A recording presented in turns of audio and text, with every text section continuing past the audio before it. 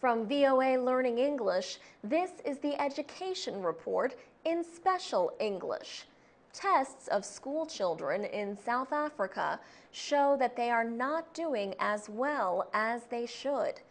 The government tested about 7 million children in 24,000 schools. This year, for the first time, testing included students in the 9th grade. There was a sharp drop in average scores from 1st grade to 9th grade in both mathematics and language. The news was not all bad, however. The country's basic education department said young students appeared to make gains compared to last year. This is especially true of 3rd graders. But the gains seemed to have disappeared in the 9th grade. At that level, only about 2% scored more than 50% in math. A spokesman for the Basic Education Department says although the results have been criticized, they show hopeful developments. Students from poor families scored well compared to wealthier students. And he said the study confirms that school attendance is high. Thabo Kupa serves on the executive committee of the Youth League of the ruling African National Congress. He said the results for the 9th grade are disappointing. He added that the test results call for officials to act. This year, South Africa's Basic Education Department was accused of failing to provide textbooks to students in the poor northern Limpopo province. An employee was accused of dropping about 700 of the badly needed books into a river in Limpopo. To educate an estimated 12 million students, the nation spends 207 billion rand, or about $23 billion. Education is South Africa's biggest budget item, and education spending is set to increase. For VOA Learning English, I'm Alex Villarreal. I'm Alex Villarreal with the VOA Special English Education Report. On July 9th, South Sudan becomes the world's 193rd nation. In January, almost 99% of voters chose independence from the North. South Sudan will also be one of the world's least developed nations. This follows years of war and neglect by the Sudanese government in Khartoum. South Sudan is about the size of France, yet it has only 50 kilometers of good roads and almost no public electrical power or other basic systems.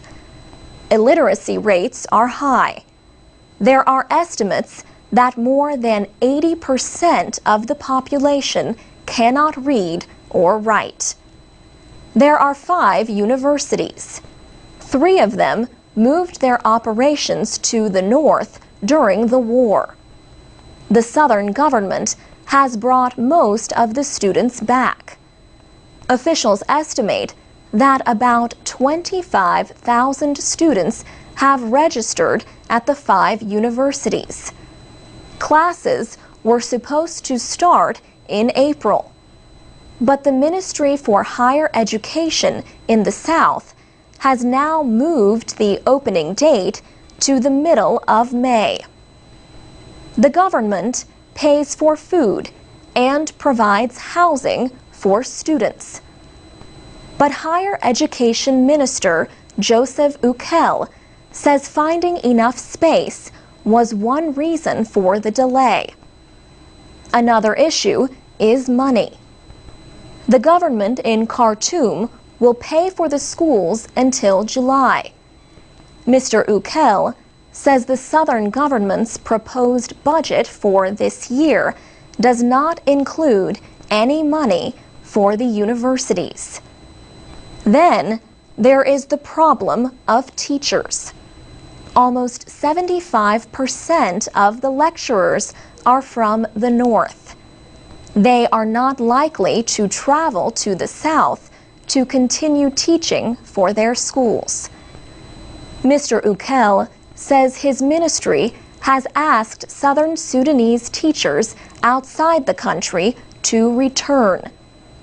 William Deng heads a commission supervising the return of 90,000 former fighters to civilian life. He says most of the soldiers who have come out of the Southern Army need education and training. He said, the skill they only know is soldiering. Now, you must train them with life skills, such as carpentry, making bricks, and also small agriculture or microfinancing. Only 4% of good land in South Sudan is being farmed. Millions of people need food aid to survive. The head of Juba University, Agre Abate, says his school can play a big part in training agricultural specialists. For VOA Special English, I'm Alex Villarreal. You can find transcripts and MP3s of our reports and other programs at voaspecialenglish.com. From VOA Learning English, this is the Education Report. One World Education is a group with a program in which teachers develop teaching materials based on student writing. The students are in middle and high school and write essays about cultural and global issues.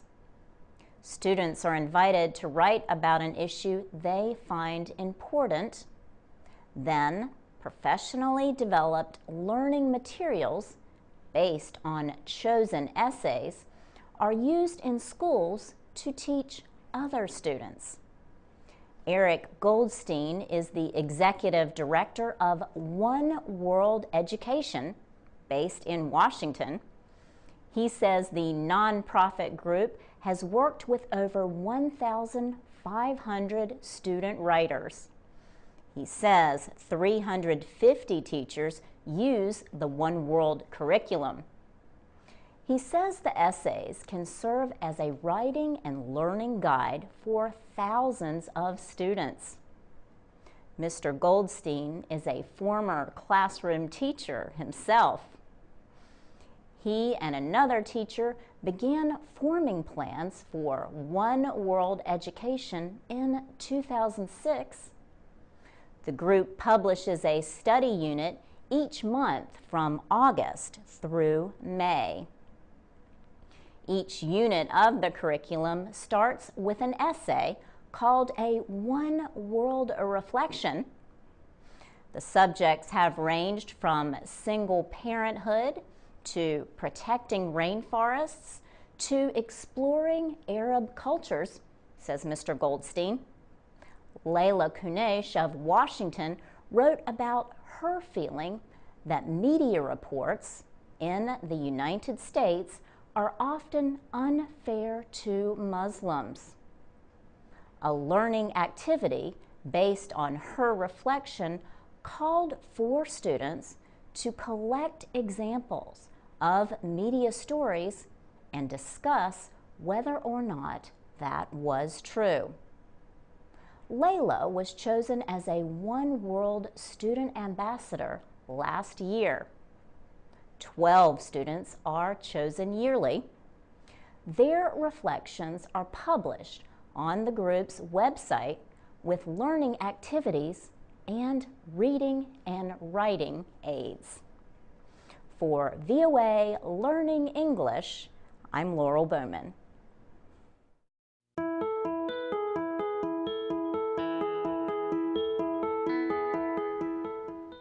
From VOA Learning English, this is the Education Report. Students at St. Louis University have launched weather balloons into the sky above the city of St. Louis, Missouri. The United States Space Agency, NASA, is paying for the project to measure ozone gas. It is part of a study to learn more about air pollution and our climate. The students are getting the opportunity to carry out a real scientific experiment. They used a laptop computer and a radio receiver outside the St. Louis Science Center to communicate with data gathering devices on the balloon. Before launch, the students tested all the instruments and attached them to the weather balloon filled with helium. Gary Morris is a professor at Valparaiso University in Indiana. He is the lead trainer for the nationwide study. The professor says NASA wants more information on ozone because of how it affects our atmosphere. High above the Earth, in the stratosphere, the ozone layer keeps harmful ultraviolet radiation from reaching the ground. But in the lower atmosphere, emissions from cars and other sources like petrochemical plants form ozone pollution and smog. They cause unhealthy air conditions that affect breathing. Jack Fishman leads the ozone study at St. Louis University. He says new requirements that decrease pollution have lowered ozone levels in American cities. But he notes that pollution in remote areas continues to increase. He blames industrial activity in East Asia for that pollution. Jack Fishman says polluted air is being blown across the Pacific by air currents in the upper atmosphere. He says ozone pollution has slowed the growth of farm crops and forests. For VOA Learning English, I'm Laurel Bowman.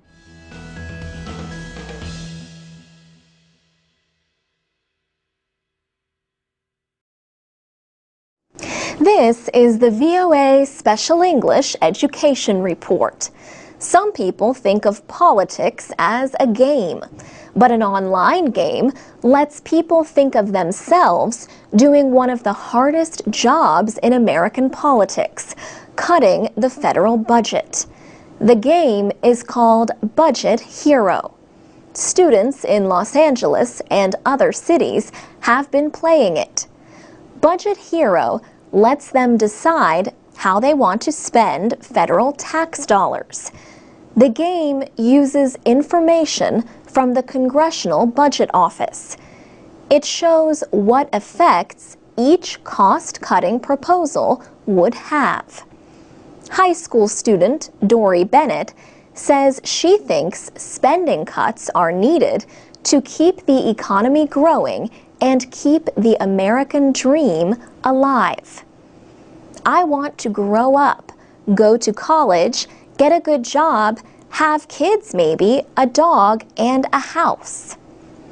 The students consider the same issues facing lawmakers in Washington.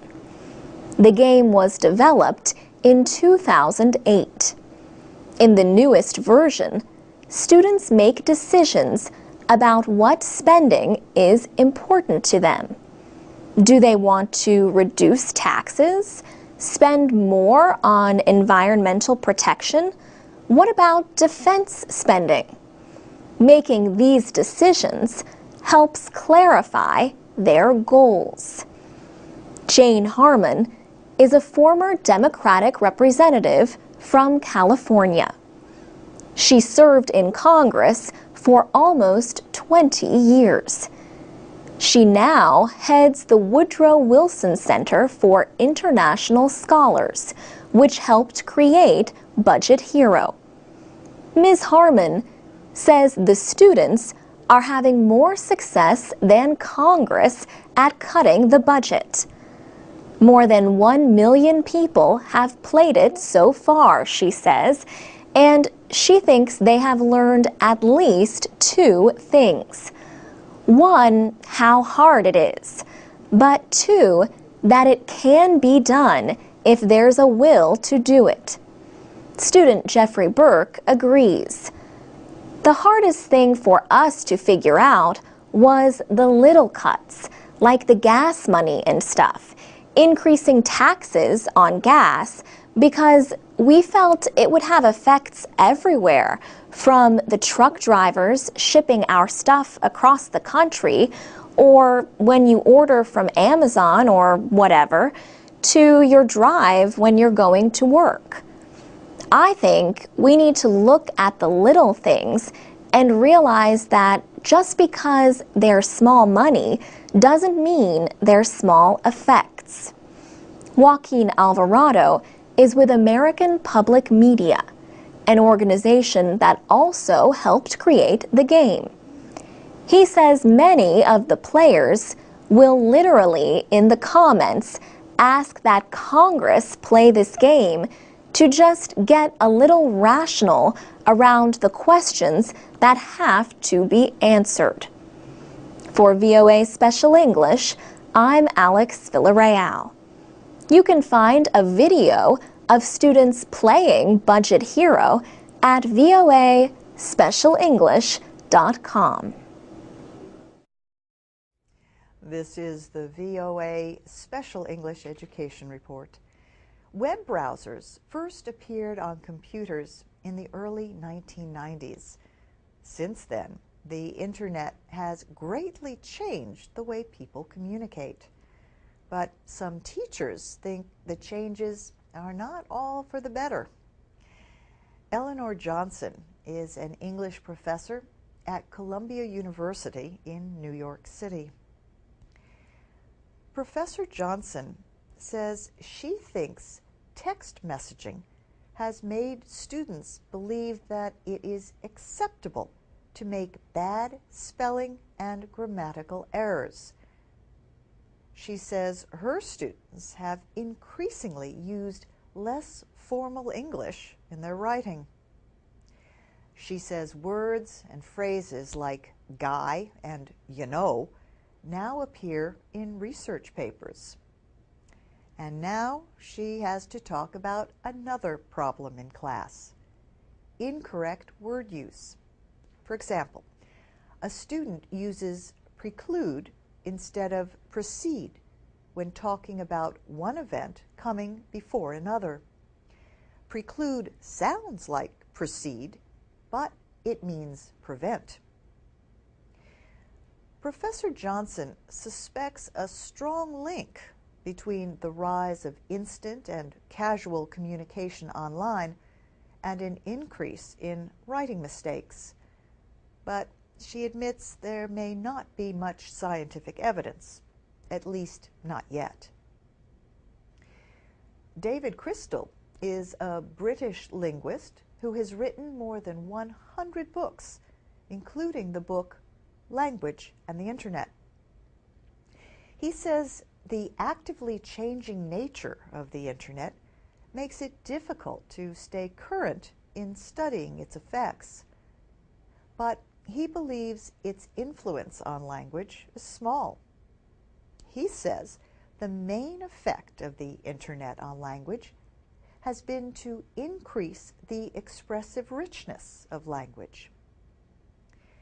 Erin Jansen is founder of NetLingo, an online dictionary of Internet and text messaging terms. She says the new technology has not changed existing language, but has greatly added to the vocabulary. Basically, it's a freedom of expression, she says. And what about teachers who find these new kinds of mistakes in spelling and grammar in their students' work? What is her message to them? Ms. Jansen says she tells them not to get angry or upset, but to get creative. Teachers and educators want to get children to communicate. But Erin Jansen and David Crystal agree with Eleanor Johnson on at least one thing. Teachers need to make sure students understand the rules of language. And that's the VOA Special English Education Report. We want to know what you have to say about the effects of the Internet on language and writing. Post your comments at voaspecialenglish.com. This is the VOA Special English Education Report. Most schools in the United States receive money from federal programs. That means most schools must obey a federal law known as Title IX. It bars discrimination on the basis of sex at any educational institution that receives federal money. An exception is made for admissions at private undergraduate schools. For others, Title IX covers any education program or activity receiving federal financial assistance. The full name is Title IX of the Education Amendments of 1972. A lot of Americans may be surprised to know that it was written without saying anything directly about sports.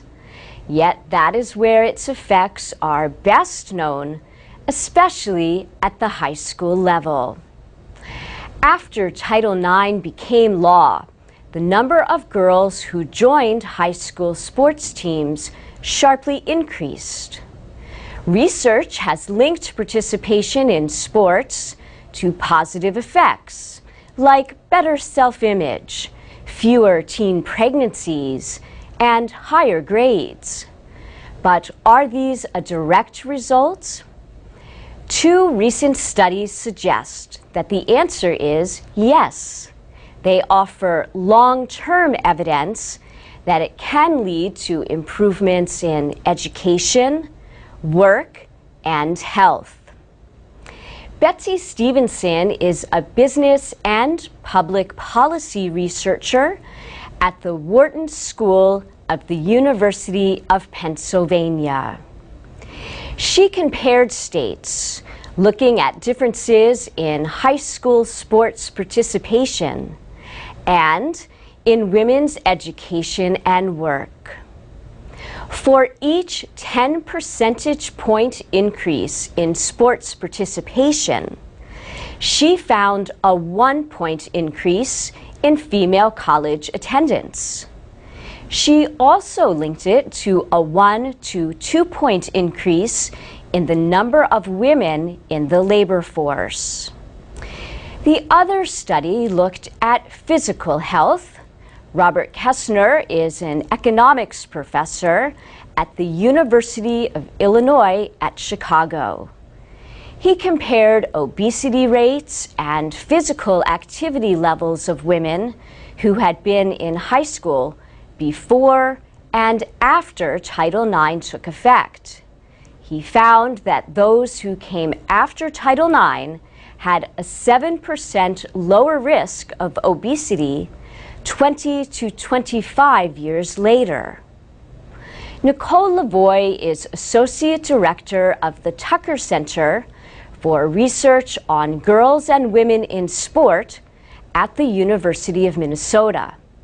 She says the new studies are important because they show trends over time.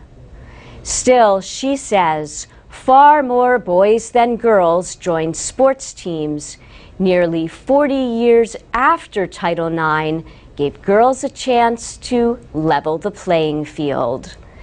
And that's the VOA Special English Education Report. You can post comments at voaspecialenglish.com.